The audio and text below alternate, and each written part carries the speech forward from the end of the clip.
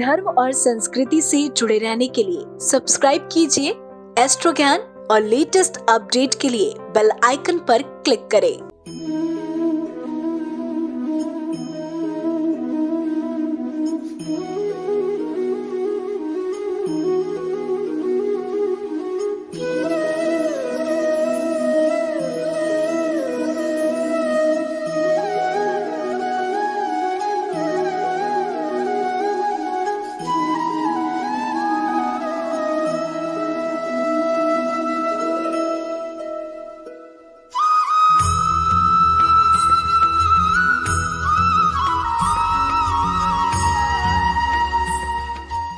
जय महाकाल। भगवान मल्लिकार्जुन और माता पार्वती के आशीर्वाद से आपकी सभी मनोकामनाएं पूर्ण हो, इसी कामना के साथ मैं आनंदाचार्य सभी साथियों का स्वागत करता हूं।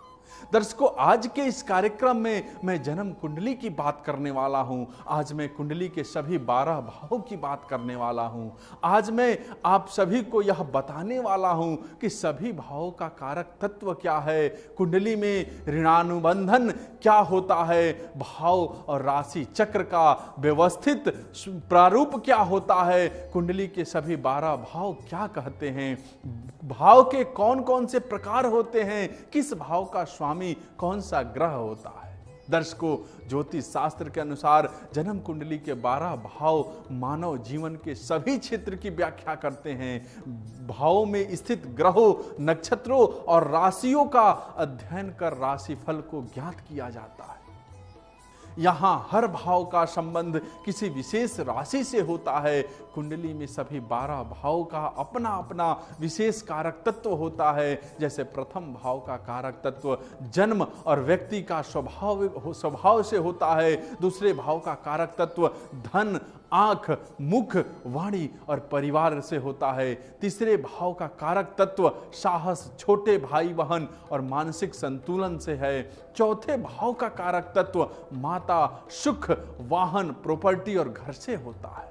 दर्शकों, पांचवें भाव का कारक तत्व घर, संतान और बुद्धि से है। छठे भाव का कारक तत्व रोग, शत्रु और ऋण से होता है। सातवें भाव का कारक तत्व विवाह, जीवन साथी और पार्टनर से होता है।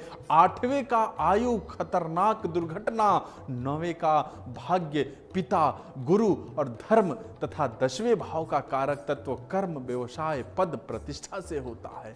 इसी प्रकार से 11वें भाव का लाभ, अभिलाषा पूर्ति का है और 12वें भाव का कारक तत्व खर्चा, नुकसान और मोक्ष का होता है। दर्शकों, ज्योतिष विज्ञान के द्वारा भूत, वर्तमान और भविष्य के बारे में जाना जा सकता है। किसी जातक विशेष का फलादेश उसके कर्मों पर आधारित होता है। अच्छे कर्मों का फल अच्छा होता है और बुरे कर्मों के कारण जातक को नकारात्मक परिणाम प्राप्त होते हैं। भूतकाल के अनुभव और व्यक्तियों के पिछले जन्म के कर्मों के आधार पर भविष्य फल तैयार होता है। दर्शकों, वास्तव में मनुष्य जीवन के विविध क्षेत्रों का संबंध कुंडली के 12 भाव से है, इसलिए हर भाव महत्वपूर्ण होता है।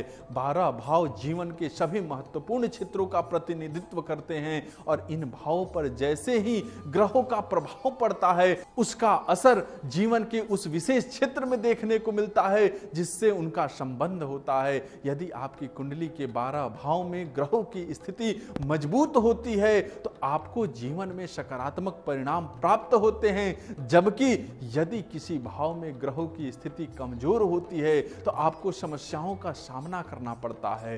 दर्शकों, यदि मैं ऋणानुबंधन और कुंडली के 12 भावों की बात करूं तो ज्योतिष शास्त्र में यह बताया गया है कि यदि बिना उधार चुकाए किसी व्यक्ति की मृत्यु हो जाती है तो उसे अगले जन्म में उसके कर्ज को चुकाना पड़ता है। यह कर्ज किसी भी प्रकार का हो सकता है, इसलिए वर्तमान जन्म में हम ऐसे लोगों या जीव जंतुओं से भी मिलते हैं जिनका कर्ज पिछले जन्म में कहीं ना कहीं हमारे ऊपर चढ़ा होता है। दर्शकों, मानव जीवन में हर एक कार्य के पीछे कोई ना कोई निमित्त अवश्य होता है। बिना किसी निमित्त के हम कोई भी कार्य नहीं कर सकते हैं। यदि यह निमित्त समाप्त हो जाता है तो हम जीवन चक्र से निकल जाते हैं, मोक्ष को प्राप्त कर लेते हैं। इस बात को ज्योतिष के माध्यम से कैसे कैसे समझा जा सकता है। वैदिक ज्योतिष में पूरे जीवन को जन्म कुंडली के 12 भावों में विभाजित किया गया है। हर एक भाव का विशेष अर्थ है। दैनिक जीवन में हम लोगों से किस प्रकार से मिलते हैं, क्यों मिलते हैं, हमारा उनके साथ कैसा व्यवहार रहता है, इन सभी सवालों के जवाब कुंडली के 12 भावों में ही निहित होता है। दर्शकों, भाव जो है वो वास्तव में घर होते हैं और घर में हम किसको कितना महत्व देते हैं यह दूसरे के प्रति हमारी धारणा पर निर्भर करता है। कुंडली के 12 भाव को समझने से पहले हमें भाव और राशि चक्र के व्यवस्थित प्रारूप को समझने की आवश्यकता है। तो बिना देर किए मैं आगे बढ़ूं और आपको बताऊंगा कि राशि चक्र का व्यवस्थित प्रारूप क्या है। दरअसल राशि चक्र 360 का अंश का होता है जो 12 भाव में विभाजित है, यानी कि एक भाव 30 अंश का होता है। कुंडली में पहला भाव लग्न भाव है, उसके बाद बाकी के 11 भावों का अनुक्रम यानी कि सिलसिला आता है। एक भाव संधि से दूसरी भाव संधि तक एक भाव होता है, अर्थात लग्न या प्रथम भाव जन्म के समय उदित राशि को माना जाता है।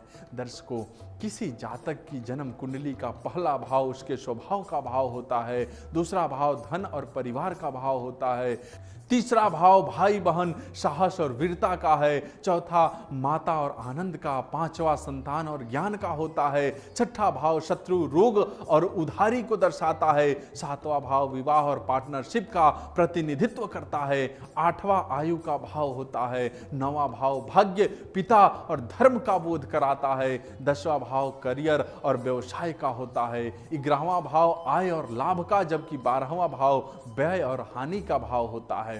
दर्शकों, अब यदि मैं कुंडली में मौजूद रहने वाले भावों के प्रकार की बात करूं तो ये 9 प्रकार के होते हैं।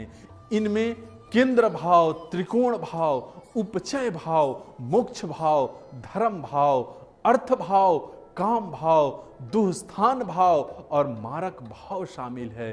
केंद्र भाव को सबसे शुभ माना जाता है, यह मां लक्ष्मी का स्थान होता है। केंद्र भाव में प्रथम, चतुर्थ, सप्तम और दशम भाव आते हैं। शुभ भाव होने के साथ साथ केंद्र भाव जीवन के ज्यादातर क्षेत्र को अपने दायरे में लेता है। केंद्र भाव में आने वाले सभी ग्रह कुंडली में बहुत ही मजबूत माने जाते हैं। इनमें 10वां भाव करियर का और व्यवसाय का होता है, जबकि 7वां भाव वैवाहिक जीवन को दर्शाता है, चौथा मां और आनंद का भाव है, वहीं प्रथम भाव व्यक्ति के स्वभाव को बताता है। यदि आपकी जन्म कुंडली में केंद्र भाव मजबूत है तो आप जीवन के विभिन्न क्षेत्र में सफलता अर्जित करेंगे। दर्शकों, ज्योतिष में त्रिकोण भाव को भी शुभ माना जाता है। त्रिकोण भाव में आने वाले सभी भाव धर्म भाव कहलाते हैं। इनमें प्रथम, पंचम और नवम भाव आते हैं। प्रथम भाव स्वयं का होता है, पंचम भाव जातक की कलात्मक शैली को दर्शाता है, जबकि नवम भाव सामूहिकता का परिचय देता है। ये भाव जन्म कुंडली को मजबूत बनाते हैं। त्रिकोण भाव बहुत ही पुण्य भाव होते हैं। केंद्र भाव से इनका संबंध राजयोग को बनाता है। इन्हें केंद्र भाव का सहायक भाव माना जा सकता है। त्रिकोण भाव का संबंध अध्यात्म से है।